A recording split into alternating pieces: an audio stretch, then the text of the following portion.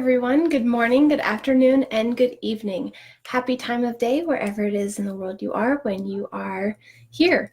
So thank you so much for being here. Really excited to share a topic today that's really important and another question that I get asked very frequently, and that is, which social media site should you be on? Now, I'm sure that this thought has crossed your mind at some point in time. And with every new social media site and every new thing that happens, it probably comes across again. Should I be on Instagram? Should I sign up for this new TikTok thing? Well, what about Snapchat? Where should my business be? And that's a very, very good question. So in order to address this topic, I'm going to talk today about two schools of thought as to answering this question. So the first is more about depth. The second is more about breadth. Now, after this conversation, you should be able to walk away having an idea with which field of thought aligns more with your business. If it's the first one or if it's the second one, more depth or more breadth, effectively. So without further ado, we'll go ahead and dive right in. So, which social media site should I be on? There are many. From Facebook to Instagram, Twitter, there's Tumblr, Twitch, Pinterest. Is MySpace still around? Maybe. AOL, a little throwback there. And now coming up, we have TikTok, we have YouTube. My goodness, there's Twitch and a few others. I think I might have mentioned that one already. But there are so many social media sites. It can be very overwhelming to research them all, to understand which one makes the most sense for your business, how you should even get started on them for your business. Should I have a LinkedIn page? Well, on LinkedIn, do you want to have a personal LinkedIn profile or do you want to have a business page? The same goes for Facebook and now Instagram, and just seeing where all of those come from. So that's where I want to go into the first school of thought about answering this question, because there's two, and I've seen situations when both work. So what's most important is you find the one that resonates the most with your brand. So this first school of thought is effectively, if you're going to do it well. This is more about depth. So this school of thought is, if you have a social media platform and you're not maintaining it, it's hurting you rather than helping you or benefiting you. So effectively, if you have an Instagram page, you post 3 photos and then you just kind of let it sit, that's not necessarily good for your brand. By this school of thought here, you want to do each piece well. So maybe you have 2 or 3 different sites that you use, and from those sites, you are on them every single day and you just master them. You learn everything you need to know about Facebook, everything you need to know about Instagram, and you're pretty darn good at LinkedIn as well. And you just focus everything on those 3 sites, and that's where your business is. So for some people, that's really, really effective, especially if you have a specific niche and you have a specific target market that you are looking for, and you know that that's where they're going to be. Facebook is a good one just in general because it's one of the largest and fastest growing and has a lot of different opportunities. But from there, looking at where your people are hanging out is a big part of this school of thought. So a lot of that would just be learning, research, implementation, keeping up with it. So if that makes sense for your brand, that might resonate with you really, really well. Excuse me. So from there, let's go ahead and dive into the second school of thought. The second school of thought is basically be everywhere. This is all about breadth. So effectively, what you do is go through and you create that Instagram profile, you create that Twitter profile. Go ahead and reserve your business name on every single site, buy the URL, get the Etsy store, every single site that you think you might be interested in or anywhere that you want to put it. Even if it's just reserving the Pinterest name and you have the same name across all platforms. So what's really important about this school of thought is to have a little bit of consistency and to be sure that to make the best of it, that you're driving traffic to specific locations. So, for example, if you want to start an Instagram and reserve that name, but you're not planning on actively using it, you still want to post like 4 or 5 or even 10 photos, and then have some comments and have something in the link just driving back to your website. So if people find you there, they will know, they'll be able to go to your website that will be a little bit more active. Additionally, you want to be consistent. So go and look through Twitter, go and look at the LinkedIn and see what's available. Do you have to put a "the" in front of your name or maybe abbreviate something if that page is already in existence? You want to be able to choose something that you can use across the board on all sites. So for example, all of our social media sites are Pancake Digital Solutions, except for Twitter because it's too long. So it's just Pancake Digital S. So you want to be able to do something similar like that across all your social media channels if you choose to resonate with this second thought. So some of the benefits of that include being able to have more reach. This could help with SEO, especially if you have a really, really big target audience or you're not quite sure where your target audience is. This could be, if you're just kind of wanting to get the word out there and you're not really sure how to optimize everything, it's a really, really great place to start. And the nice thing about that is if someday you do decide you want to get a social media platform, to add that additional one, you already have it in that pocketbook of knowledge for already having the Facebook page reserved. And then you can pick it up later down the road. Whereas if you wait, maybe somebody else has taken that name, or it's just lost real estate online effectively. So that's a big part of that school of thought. So if that's something that resonates with you, that's another big piece of getting set up. So the next thing to address with these two pieces of schools of thought effectively is we've talked about deciding which one is right for your brand when you're getting started, or even if you're just kind of in those beginning phases and trying to decide which social media site you want to be on. The next piece is the day-to-day content.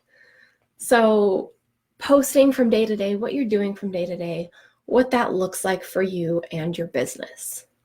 So in this first school of thought here, if you're going to do it well, where you're having a significant depth on a specific platform. You want to think about having significant amounts of content per day that's a little bit better curated. So perhaps you have the logo on everything, the branding is done a little bit better, or perhaps you're going live 4 or 5 times a day, or creating a video for YouTube with a little bit of editing every day. And then the other really important part is to have that conversation. So be responding to people's comments, to be looking for other people's comments, to be sharing some of that information with other people of your expertise.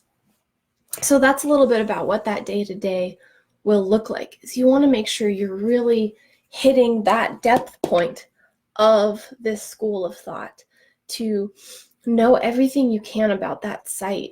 If you're on Instagram, get really good at hashtag research. Log on to it every day, include the stories throughout your day. Really, really focus everything on that and driving all your traffic to that. When you meet people, have them follow you on Instagram, for example. So in the second one, for the day-to-day, this might look like creating a piece of content and then scheduling it across several different platforms to repurpose it. Because if you go through by yourself and try to create a significant depth of content for every single social media site, that will lead to content burnout. That's spending a good amount of time on one social media site is a few hours a day, and you need to pay attention to the other parts of your business as well. So repurposing content, honestly, in either school of thought is important, But especially if you decide to go with this second one of being everywhere, you'll want to have, 5 to 10 photos that you can put up on every single site and a link back to your website or back to your Facebook page, whatever sort of main home base it is. And then recycle that content, take that image, put it on Facebook, adjust it for Twitter, get it out in those varieties, because it's going to be all over the place. And the other piece you want to keep in mind with this second school of thought about being everywhere and having that breadth is that it's going to be a learning curve, and I don't recommend it for a very long amount of time. You don't want to, so when new sites come up, it is a good idea to go check them out and learn about them, because you never know what's going to be the next Instagram or what's going to be popular. And you'll learn a lot through the process of learning about those social media sites. But you also want to make sure that you're finding what works right for your business. So I'm a big proponent of do more of what's right. If you're on Twitter, 3-4 hours a day, tweeting with people and having conversations with people, but nobody's responding to you, you got to give it a few months. This stuff doesn't happen overnight. But, if it's been 3-6 months and nobody's responded to you, you haven't had any good conversations or good connections, it might be time to move on. And it's also important to consider your audience. If your audience is, C-suite executives that are probably a little bit older demographic, a lot of males, a lot of family, some females as well for the CEOs. But if that's your demographic, then you're probably not going to want to be on something that is 90% people in their 20s or teenagers. So they're probably not on Snapchat, for example. Always subject to change, of course. But that's just something to really keep in mind is if you do go with that second school of thought, start focusing on what works. Really track your metrics. And the same goes for that first school of thought, really any social media site.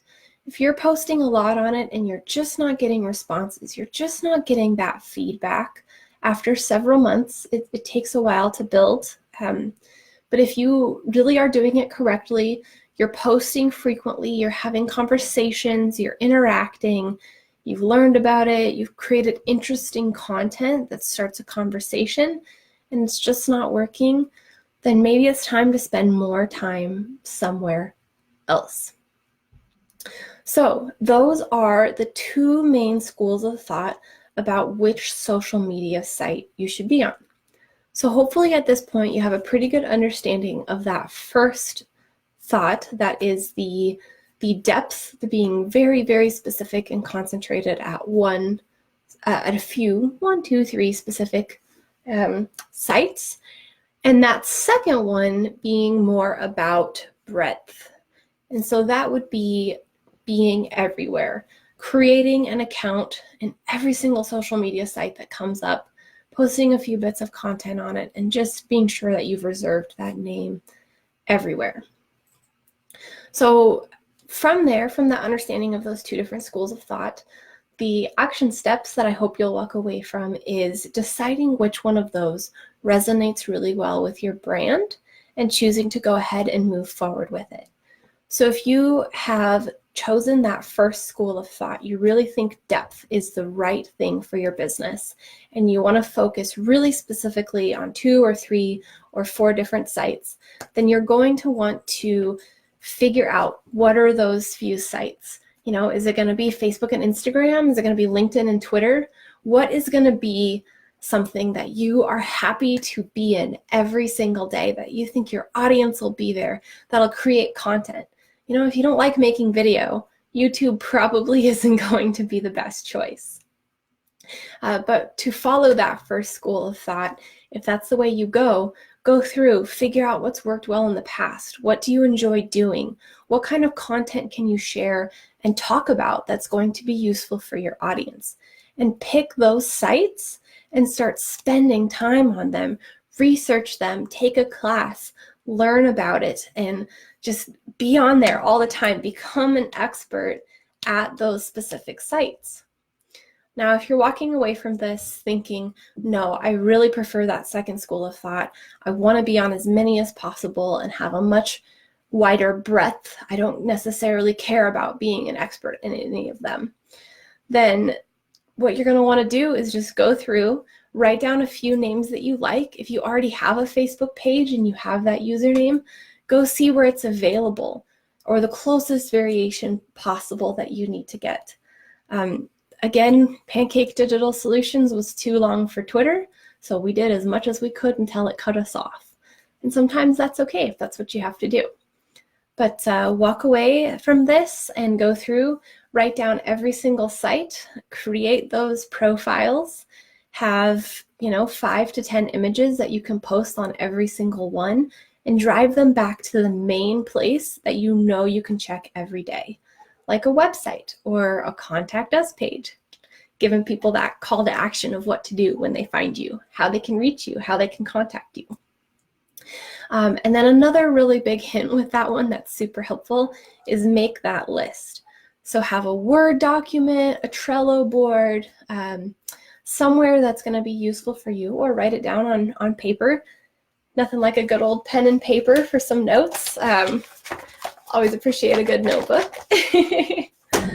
But write it all down so that you remember where it is and you have your passwords. Especially if you use something like LastPass, you could just save it in that password management system. But then in the future, say 3-4 years down the road, you decide, yeah, I actually want to pick up that Twitter again. It's doing really good. Then you'll know, okay, here's that username and login. And you won't have to go through which email was it? What's that password? How do I log into that email? That way it just really saves you a little bit of headache down the long run. And it gives you the opportunity to share those links with other people. So those are the action steps that you can walk away with from this conversation. So hopefully that's been helpful. To give a little bit more of example, as a business, what we do specifically at Pancake Digital Solutions is something kind of somewhere in the middle. That tends to be the case. It's never black or white. It's very frequently gray in social media, especially for us. And a lot of our clients are usually in one school of thought or the other. So we work a little bit on both to make sure that we can provide good service for everyone. So for that first school of thought, Facebook is definitely my niche, my industry. I've been working on Facebook for quite since 2014, January 2014. Facebook has been my site. I know a lot about it. I take classes on it. I know all about the ads. I'm on here every single day learning about it, reading about it. I bought Facebook for Dummies. I read them all. I love it. I don't recommend that, by the way, because that gets outdated very quickly. But online courses and podcasts are a great way to do that. Then we also have an Instagram and a Pinterest, which I have the great Letitia helps us out with those. She is an expert at Instagram and Pinterest. In fact, last I checked, our Pinterest page as a digital marketing agency, which holy yawn for Pinterest, but we have almost 200,000 views last time I checked. So she is a rock star at Pinterest, and so I'm very, very glad to have her. Then we also have a Twitter, a LinkedIn, a YouTube, a Venmo. I think I just signed up to save the username on, what's it called? See, I can't even remember all of them, but I have a list written down. So yeah, TikTok. I think there's a Tumblr too. Going to sign up for a few different ones just so that the name is out there and it drives traffic back to us. A big part of that being if you research the business, you'll be able to find it wherever you're at, and it gives us the opportunity to learn about these social media sites. If someone comes to us and says, hey, I have this Yelp page, I want to run it, having that Yelp page as well will help us understand, yeah, okay, here's how you do that. Let's create this. So that's a big piece of what we do here at Pancake Digital Solutions. So thank you so much for tuning in. I really hope that this has been helpful and you've been able to walk away feeling a little bit more informed about which social media sites you want to be on for your business. So if you have any questions, you know where to find us on Facebook at Pancake Digital Solutions or in our group, Marketing for Makers. Thank you so much and have a wonderful day.